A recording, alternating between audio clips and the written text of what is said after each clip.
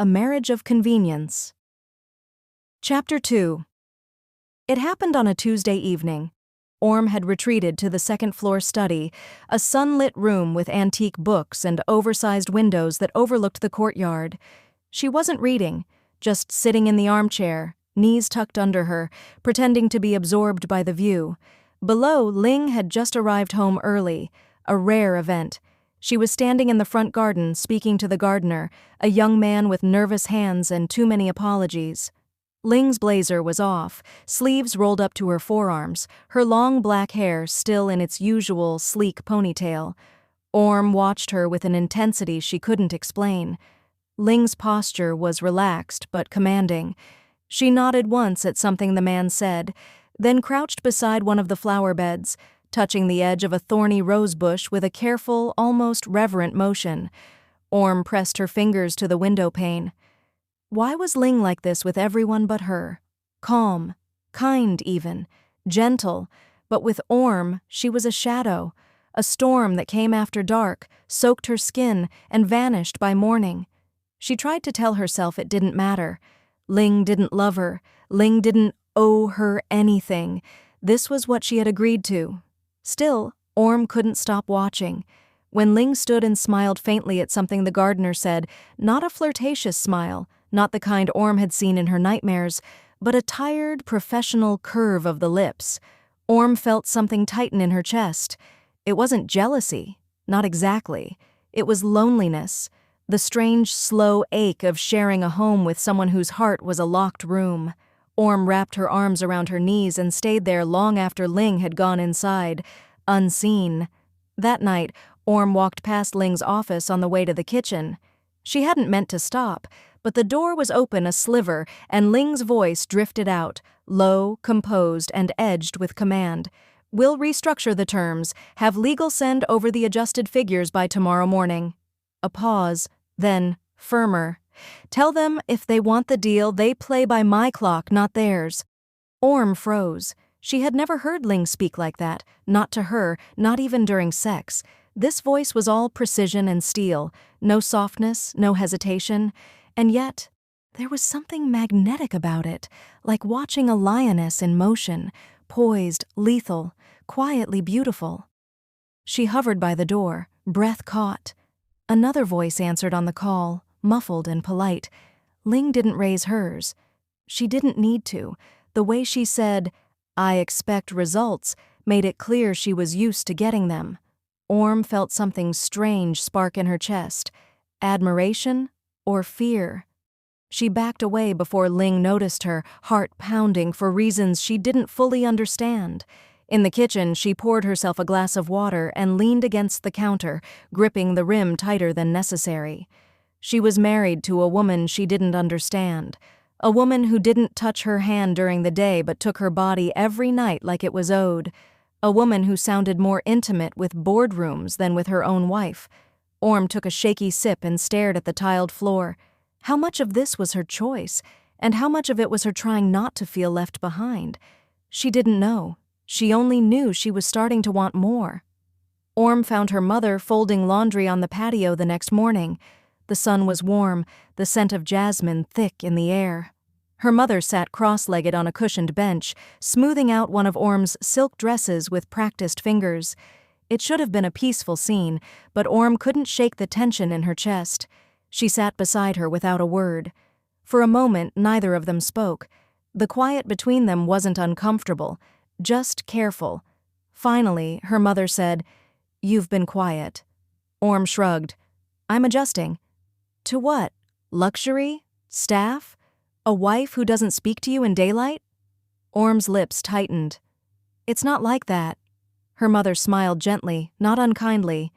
"You know, being proud isn't the same as being strong." "I'm not proud," Orm said quickly. "I'm realistic." The silk dress slid off her mother's lap, pooling beside her like a puddle of gold. She didn't reach for it. "Realistic," she repeated. "Is that what you call pretending not to care?" Orm looked away. "Ling isn't interested in emotional attachments."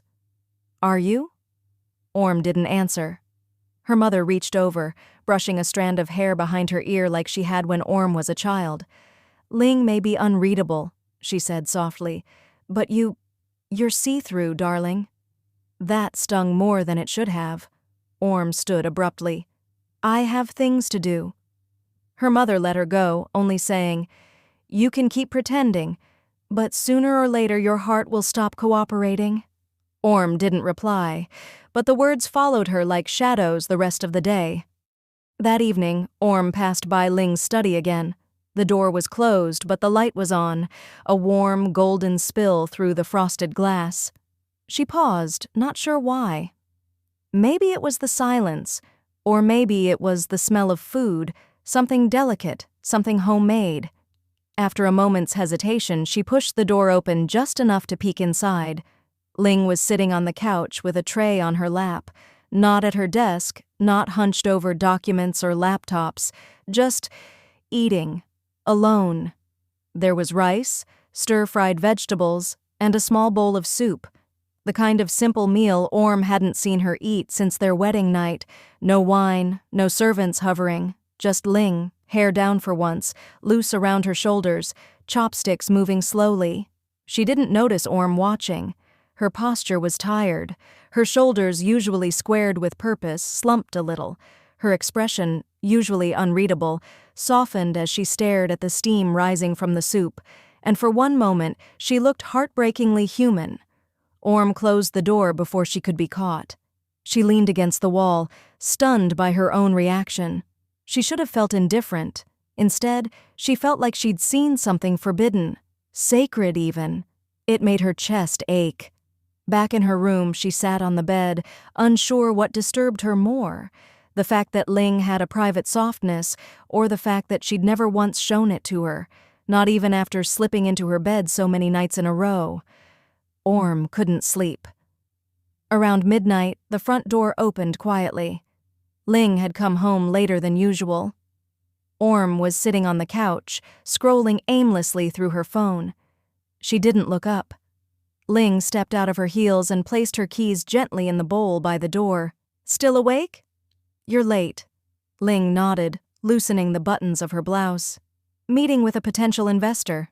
"Who?" "Some corporate folks, and the daughter of the main shareholder." Orm's jaw twitched. She must be important.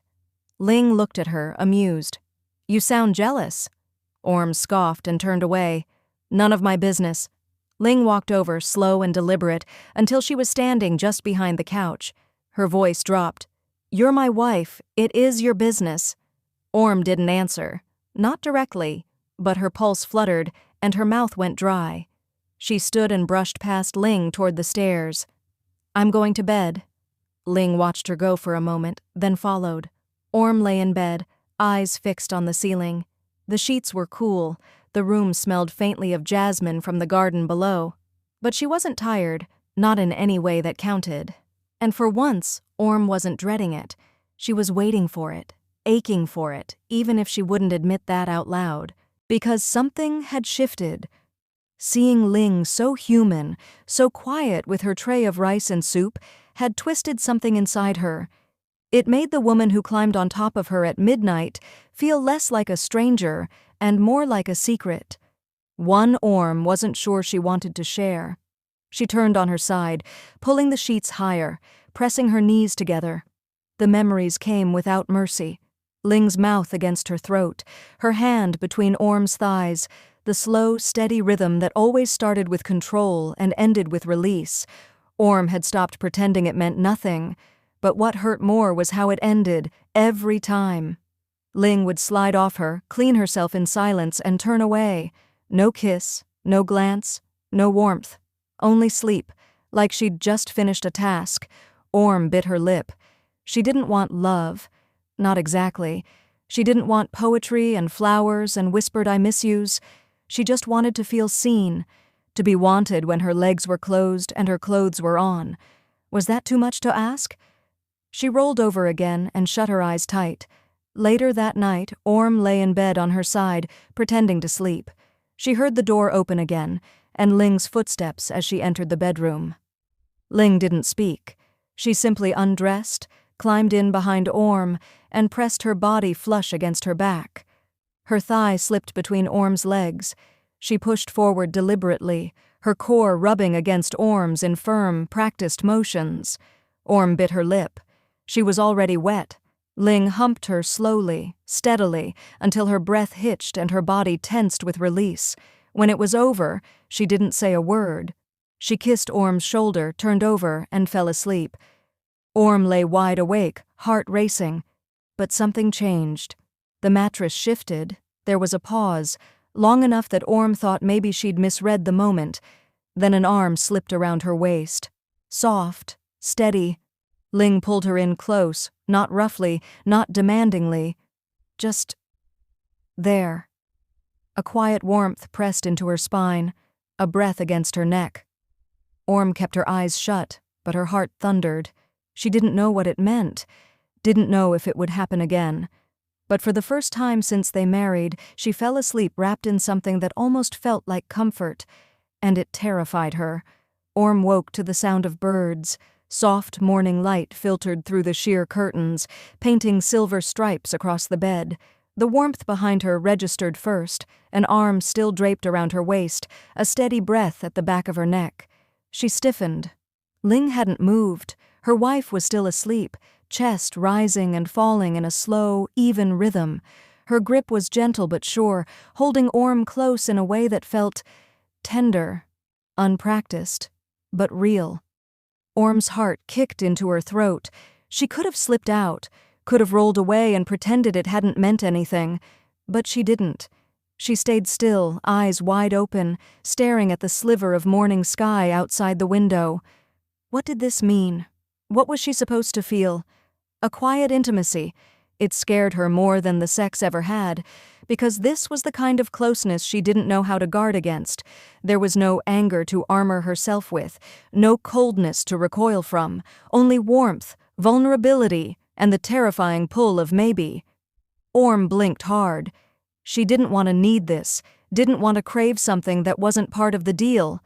And yet, her fingers curled instinctively around Ling's arm. Just for a second, just to feel less alone. Orm didn't mean to pick a fight. She came down late that morning, already agitated. Her coffee was too bitter, the maid had overwatered the plants, and the sunlight was too bright through the kitchen windows. Everything felt sharp. Ling was standing at the counter, sleeves rolled up, looking over some documents while sipping her own tea. She looked well rested, perfectly put together, as always. That only made it worse. "Did you tell them to repaint the guest room?" Orm asked suddenly.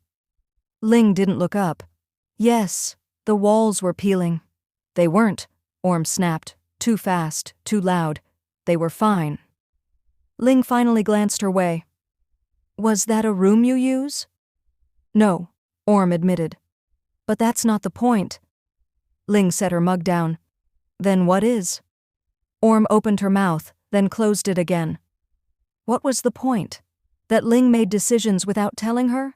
That Orm was being treated like a child in a house she supposedly co-owned? That she was still trying to matter in a life that had been handed to her in pieces? "I just think," she said, grasping for ground, "you could ask me before changing things." "I could," Ling said. "Do you want me to?" The simplicity of the question disarmed her. Orm stood frozen. Ling didn't wait for an answer. She picked up her folder again and said, not unkindly, "If it matters to you, I'll ask next time." Orm didn't reply. She didn't know what unsettled her more, the offer or the fact that Ling meant it. Orm found her brother in the living room, stretched across the couch with his phone held above his face. He barely looked up when she walked in. "Do you think Ling likes me?" she asked bluntly. He dropped his phone on his chest. "Wow," he said, "that's your opening line today?" Orm crossed her arms. "I'm serious." He sat up, brushing his hair back. "Define like. You mean in the way a normal person likes someone, or in your weird, emotionally constipated married way?" Orm glared. He grinned. Okay, chill, I'll answer." He thought about it a moment too long. "She doesn't act like someone who hates you," he finally said. "She keeps you fed, housed, and thoroughly—" He raised his eyebrows. Taken care of, based on those thin-ass bedroom walls. Gross, Orm muttered. But no, he said more seriously, I don't think she dislikes you. She's intense. But she notices stuff, like how you won't eat eggs if the yolks aren't perfect, or how you fake a headache when you're avoiding a question. She sees you. Orm frowned. That's not the same as liking me. No, he agreed, but it's not far. She sat beside him, quieter now. He nudged her with his knee. Do you like her? Orm didn't answer. Because, he continued, if you're gonna fall for your Ice Queen wife, it's gonna hurt more if you're the last to admit it.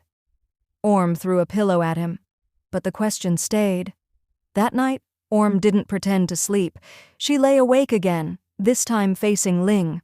Ling entered the room late, pulled off her clothes without a word, and climbed into bed. This time she didn't hesitate. She grabbed Orm by the hips and pulled her close, their bodies aligning like magnets. Ling's hips moved in slow, grinding circles, their sexes pressed tight together under the sheets. Orm let out a soft moan, one hand clutching Ling's bicep as heat bloomed between them. Ling kept going until she shuddered and collapsed forward, panting softly against Orm's neck. Afterward, she fell asleep wrapped around her. Orm blinked into the dark, stunned and aching and completely, irrevocably hers. Hair down again, breathing slow. Face turned just enough that the edge of her cheek caught the moonlight. Orm watched Ling, something unfamiliar curling in her stomach. This wasn't lust, it wasn't obligation or defiance or even the ache of jealousy. It was curiosity. She didn't know who this woman beside her was, not really. She knew her body, her weight, the way she kissed when she wanted control, but not her mind, not her past, not her hopes. Did Ling even have those? Orm studied the slight furrow between her brows and the way her hand, the one that had touched her so many times, now rested peacefully beside her pillow. Maybe it wasn't about figuring Ling out. Maybe it was about letting herself be known, too. She reached out, tentative, and touched the tips of her fingers to Ling's. Ling didn't wake, but her fingers curled slowly in response. Not tightly, just enough. And Orm closed her eyes, whispering to the darkness, "Maybe I'll try." The room stayed quiet, but something inside her shifted. For the first time since the wedding, Orm fell asleep not because she was exhausted, but because she felt steady, even if just for tonight.